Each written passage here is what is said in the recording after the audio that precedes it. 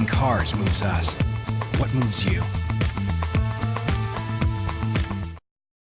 I remember standing with my robe with Justice Seguenza, Chief Justice Seguenza and Justice Janet Healy Weeks at those windows there watching a session when they were voting to separate the judiciary into two groups and trying to get the attention of the members of the legislature to pay attention to us. And they were so embarrassed by their vote, they wouldn't even look at us. Former Chief Justice and now Vice Speaker of the Legislature, B.J. Cruz, remembers a time in Guam's history when he says the judicial branch was treated as unequal to the other branches of government.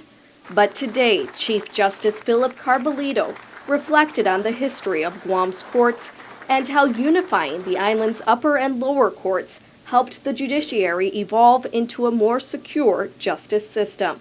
Cruz called the Chief Justice's address today moving. I was very thankful that he recalled how far we've come over the last 15 years and how 13 years ago, as Chief Justice, I delivered the State of the Judiciary at the class lecture hall at the University of Guam because I was not welcome here at the legislature. And so in the last 15 years, things have improved greatly.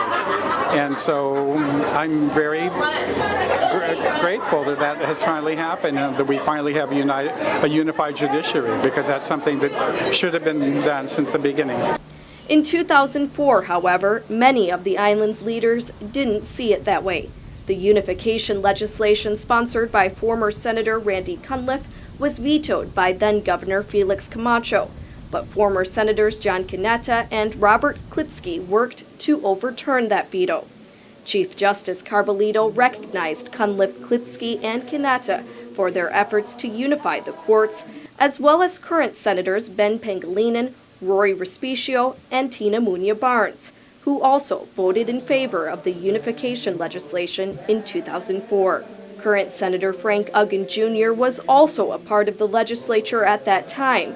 While he says he was not in support of the unification then, in hindsight, he says it has been good for Guam. At that point in time, I was convinced by some of the research that I had conducted that, in fact, perhaps having a separate component of the Superior Court and also the Supreme Court would be the best route for the community of Guam.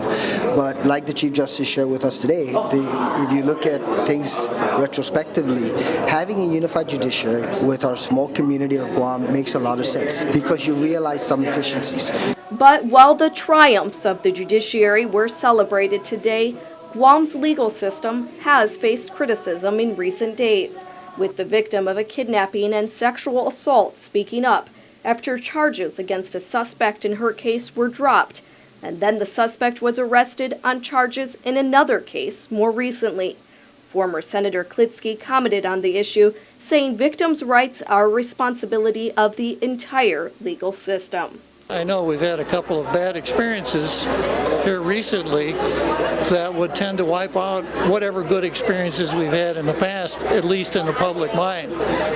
But I rest assured in knowing that those two bad experiences will help us do a much better job in the future.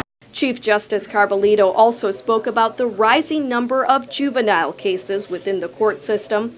Senators Cruz and Uggan both said the community needs to continue developing programs to prevent youth from committing crimes and ending up in the court system in the first place. Betsy Brown, PNC News.